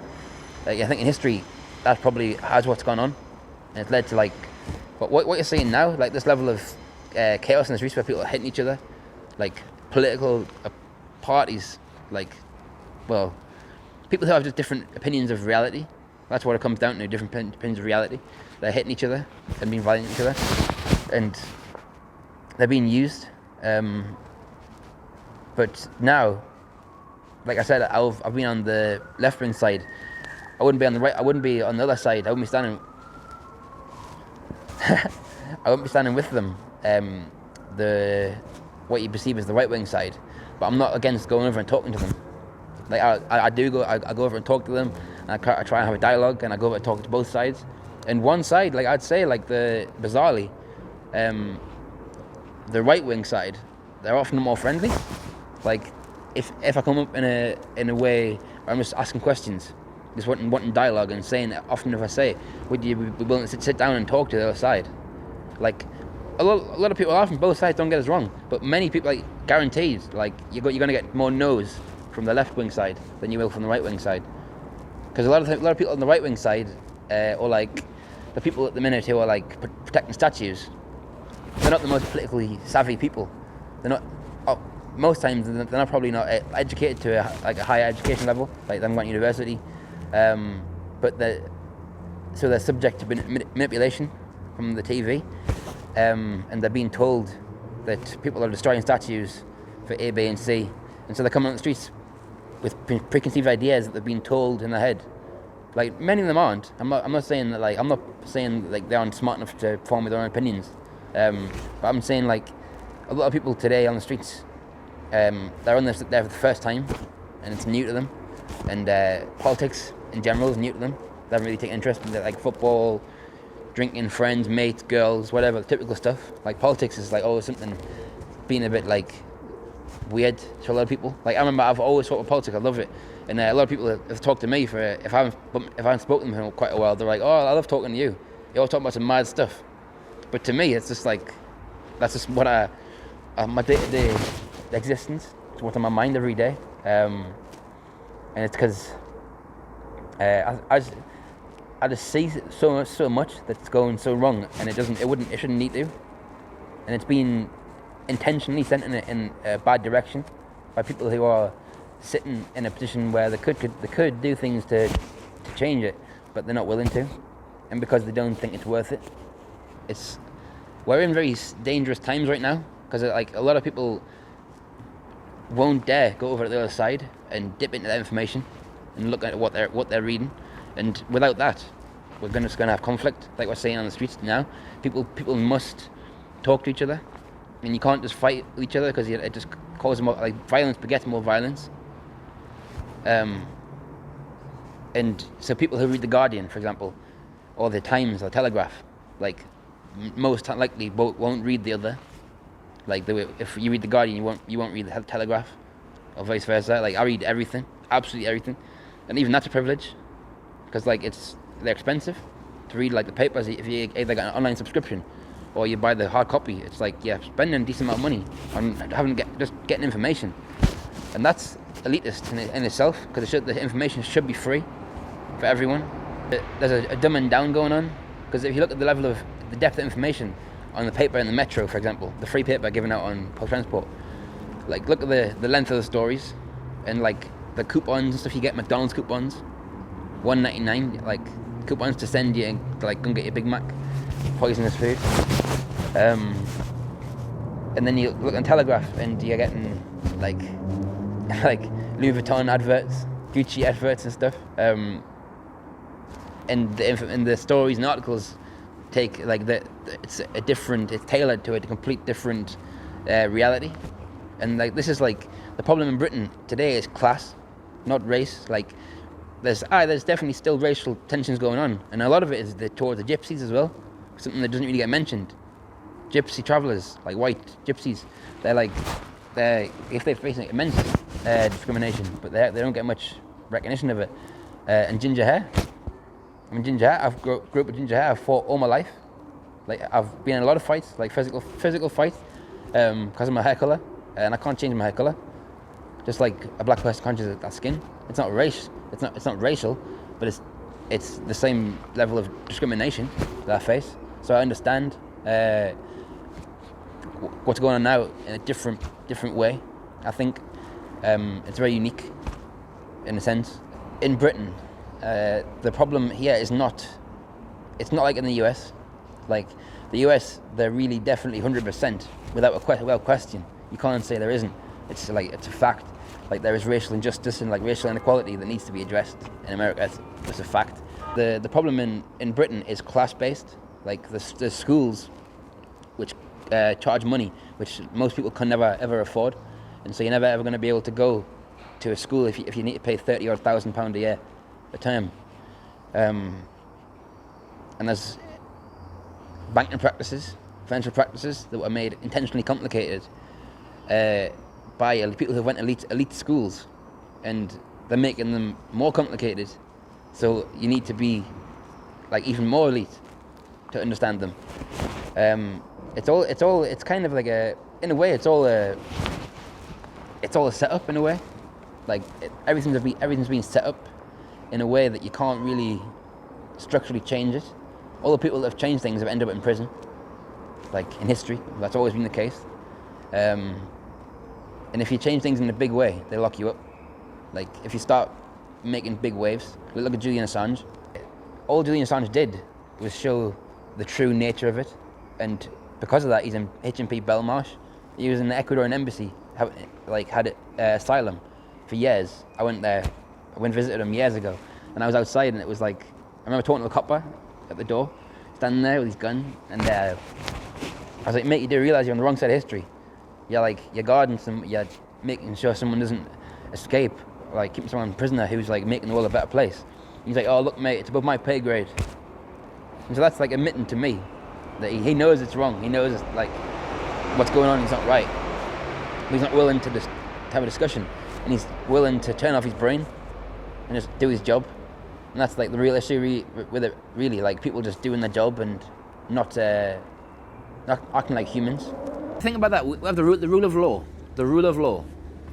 and then we think about how did the rule of law in Britain come about? At one time, it was only the aristocracy, the elite, who could learn law, who could go and pass the bar, etc. However you say that, and they basically had the ability to rule all the cases in their favour, like any land disputes or any kind of dispute, they would always rule it in their own favour. The peasantry had no rights, and we still haven't in a large way, unless we demand them and forcefully demand them, and don't accept anything less. Don't accept this world that we've been born into. It's not the way that it's meant to be. It can be different, and it will be different, but only when people start seeing themselves as participants. We need to change the world. Like whoever's looking through the camera and listening to me now, I'm actually talking to you. I don't care what level you're from in society.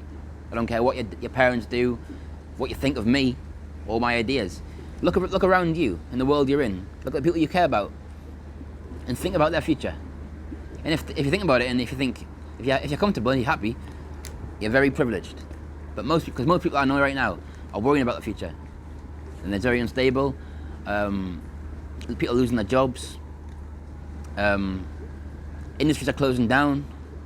Technologies are advancing past human understanding, and we're basically in a situation now where we have a modern day priesthood, basically a technocratic elite who can understand technology and code, and we can't understand that, but our lives are governed by it, in a sense. Twitter, Facebook, Instagram, etc. It's very much gone into the old days where regular people couldn't read the Bible. We had to believe what the priesthood said. And it's the idea that a technocratic elite, or an enlightened elite, whatever you want to call it, they think they know best. They're the moral ones. They got the right opinions, the right ideas. The idea that they can censor Twitter, Jack Dorsey, they can censor Donald Trump, the US president, the 45th US president of the United States, the most powerful man in history to that point. And what I mean by that is the idea of having a capability to launch nuclear strikes anywhere in the world with the world's strongest military. That makes you the strongest person in the world. And so Twitter had the ability to shut him up and ban him. Facebook's banned him. And so we're in a situation now where truth, like this idea of truth and fake news, the idea of fake news, I think it's a pathetic term. I can't believe that the media actually picked it up. Trump used it, fake news. It's a very American, cartoonish term. Oh, it's fake news. And the actual media picked it up and ran with it. And so that's, in a sense, populism, flavouring the lexicon of society. And I think in a big way, Chatham House, the Council on Foreign Relations, the groups that they represent, because it's not you and me. Like, have you ever been to Chatham House? Or Council for Foreign Relations? Maybe you have, but most people watching this haven't. The ideas that they've got in their head are not the same ideas that you've got in your head about society and the problems in it. Like in 1933 to 1943, 45 or something, in Nazi Germany, the people in Nazi Germany wouldn't have realised that they're living through a time of great darkness. And I think we're living through a greater time of darkness than that, like in an epic way. And we're not really, some people are aware of it and like, we've got an inkling of what's going on, but I think the actual nature and the true reality of it, it's probably, most people can't fathom it, because people are too good. Getting wet and I can't go on like this, nobody wants me, and why don't I just drop dead? It's horrible, horrible. Families divided by months of tight restrictions on care home visits. It's my belief that she died thinking that nobody loved her anymore.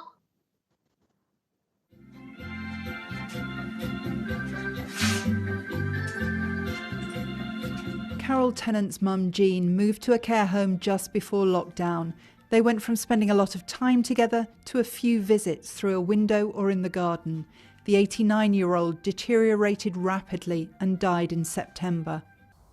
The people are kind-natured and loving and naturally good. Most people you meet in life are good people. There's very, very few people who are like truly nasty, evil people. I've met a few, but in my 28 years of life, I've met only a few.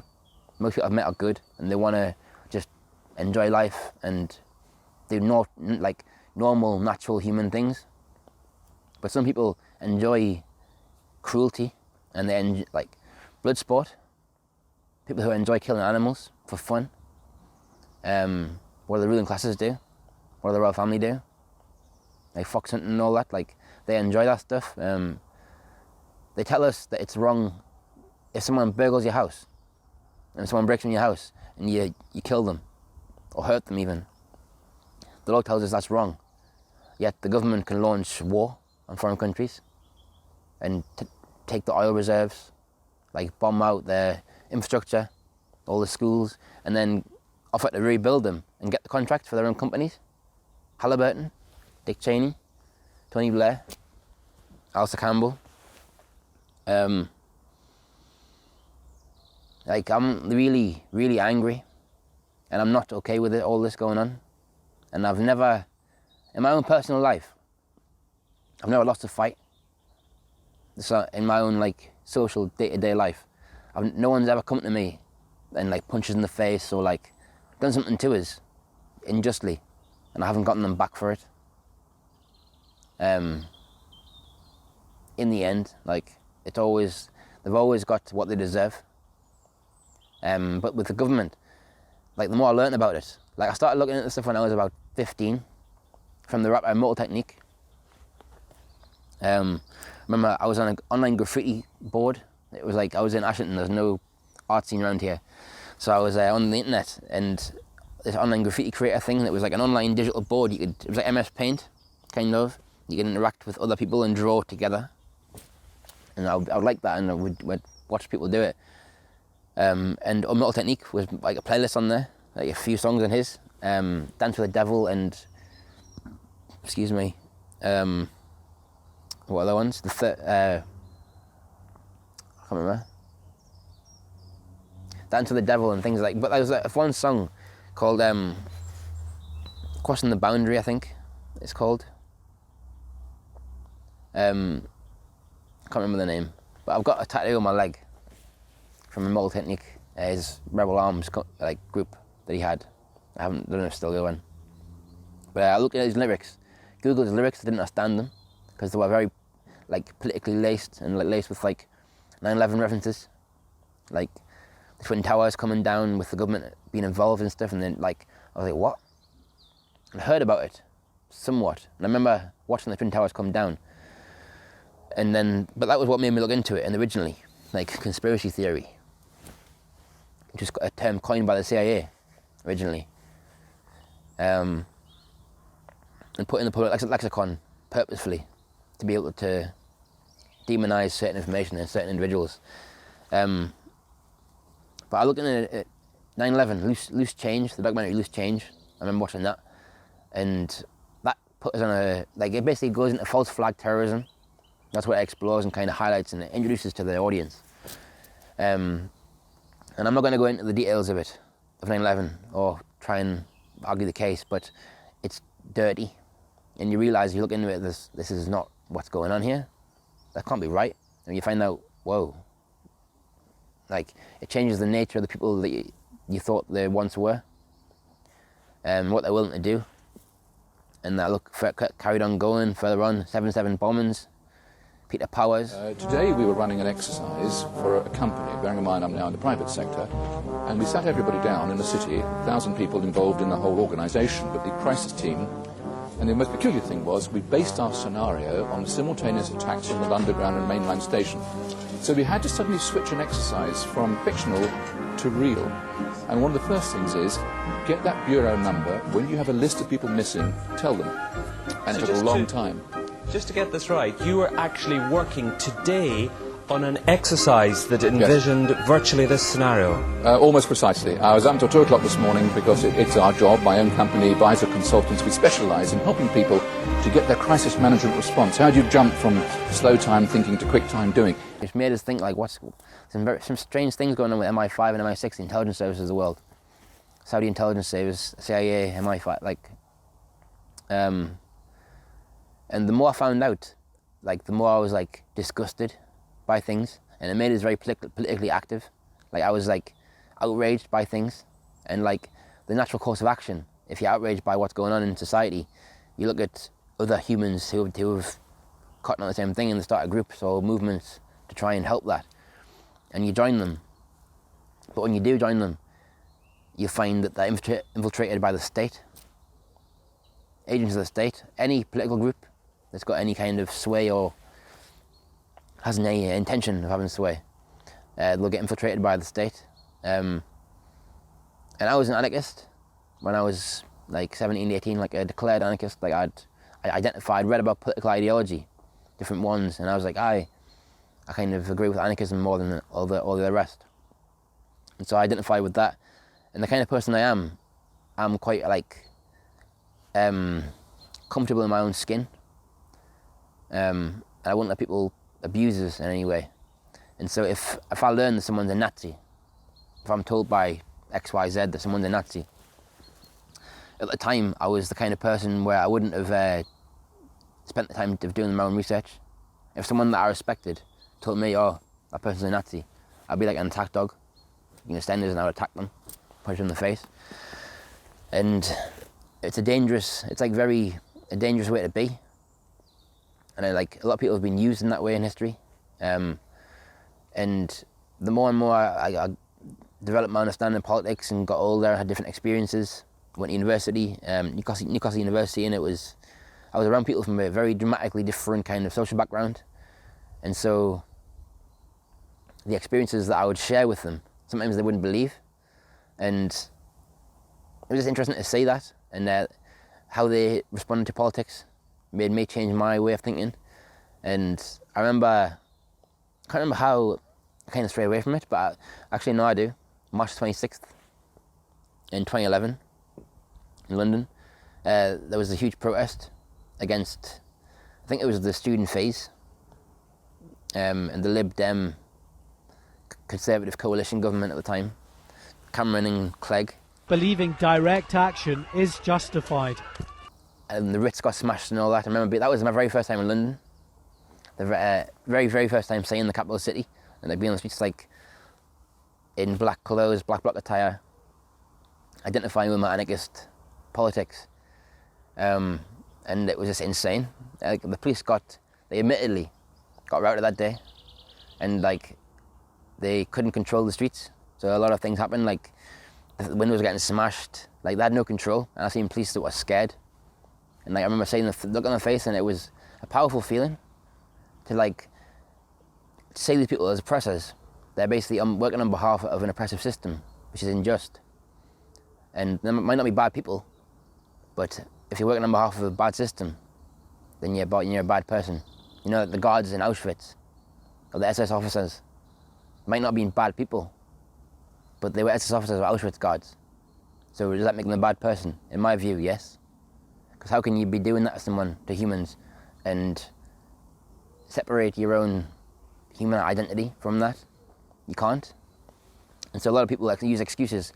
Oh, the police are doing their job. Like, they're having a hard time just as everyone else is.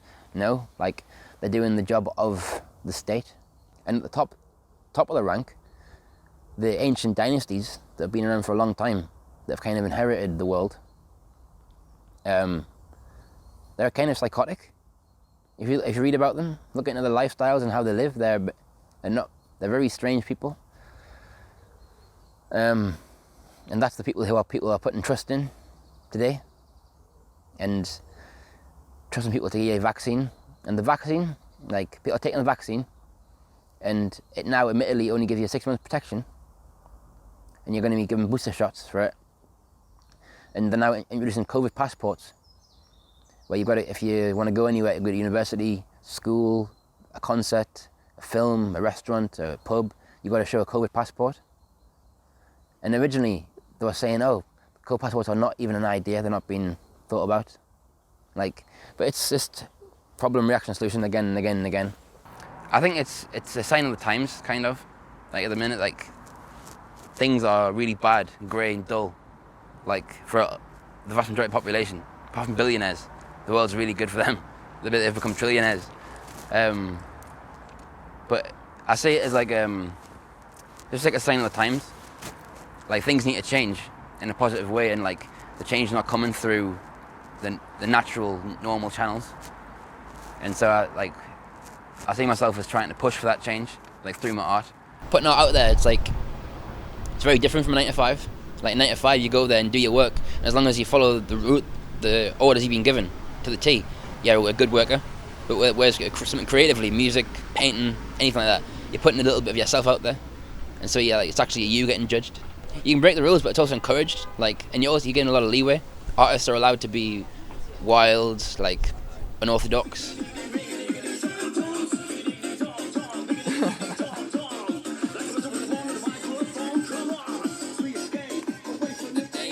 I was very lucky just to have a guy from Ashington, the local guy, give me some money to start put on my own first show, a couple of grand. Just because of belief in me. He believed that I would succeed and go further. So I've always had a kind of confidence about us, like, from my experiences and just from having to grow up. And if I didn't stand up for myself, you get bullied. Having ginger hair, people think you can just take the piss out of you. I'll knock you out. Like, that's the be all end all. Like, I think having ginger hair either makes or breaks you. I've always said that. Either makes you, like, kind of shy and timid, and, like, you avoid confrontation, or you'll step to it. Happy to have it. When I went to university, that was very different, because all the rules that applied in school didn't apply in university. It was completely different. And so I think school, I don't know, it's quite I'm very thankful for my art teachers in school. Yeah, they've helped me a lot. Like, I would always skive, like, lessons I didn't want to go to.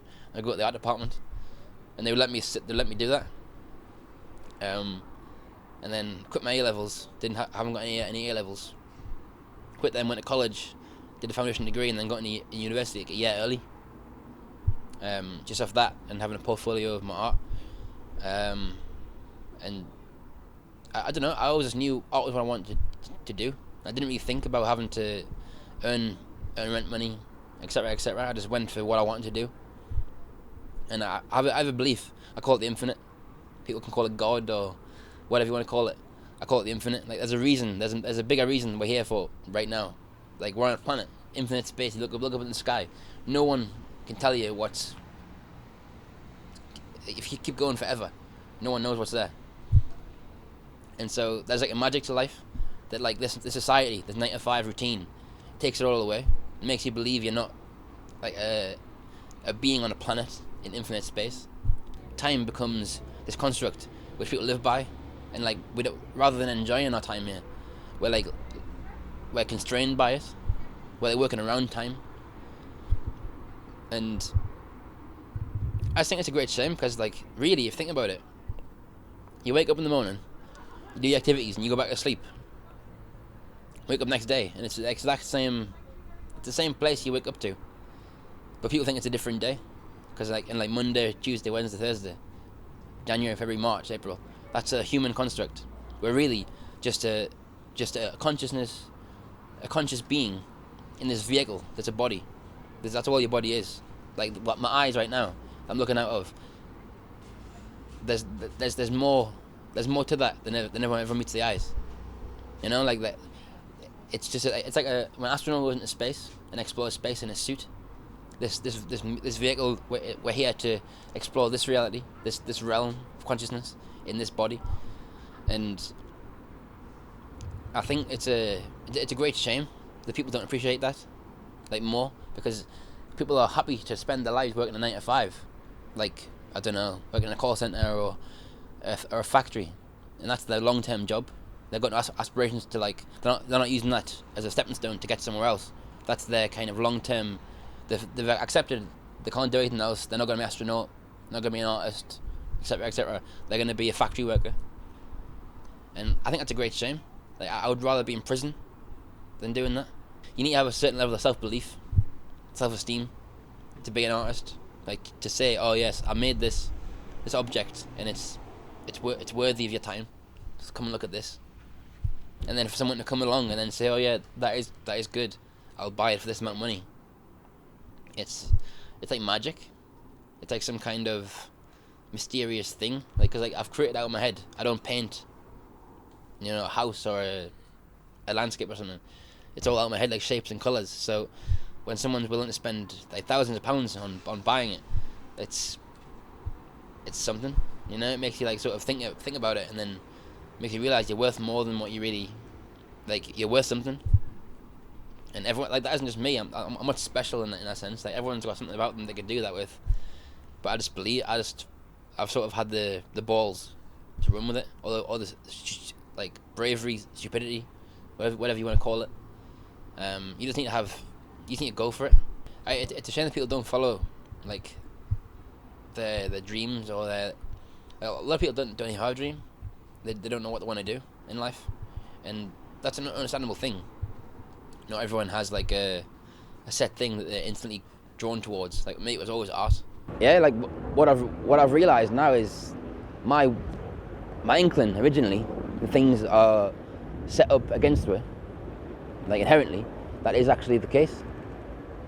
And we need to do something about it. We need to change this, because this doesn't need to be this way. But I need more people than myself to be willing to do so and to try to do so, because I'm only one person, and we need people we need to be able to organise networks of people, the same way the government and international organisations network to enact their ideas and their political narratives on the world. We need people to do that in the same way. And they're not globalising the world and making this global system and building back better for us, for you and me. They're building back better to ensure that the original idea doesn't take place, so the masses don't swamp the upper classes. That's kind of what's happening right now. If you hark back to what Brzezinski said, it's easier to kill than to control now. But it's one rule for them and another rule for us. Like Prince Andrew, Prince Charles, the Queen, they aren't equal before the law like we are. And so the fundamental system that we're under and society that we're born into is not okay. It needs to be changed fundamentally. And so we must do it. We've got to change it. And if we don't, shame on us. I haven't even got children, but if I did have children, I'd be working even harder than I am to try and do what I'm doing, because the world that your children are going to inherit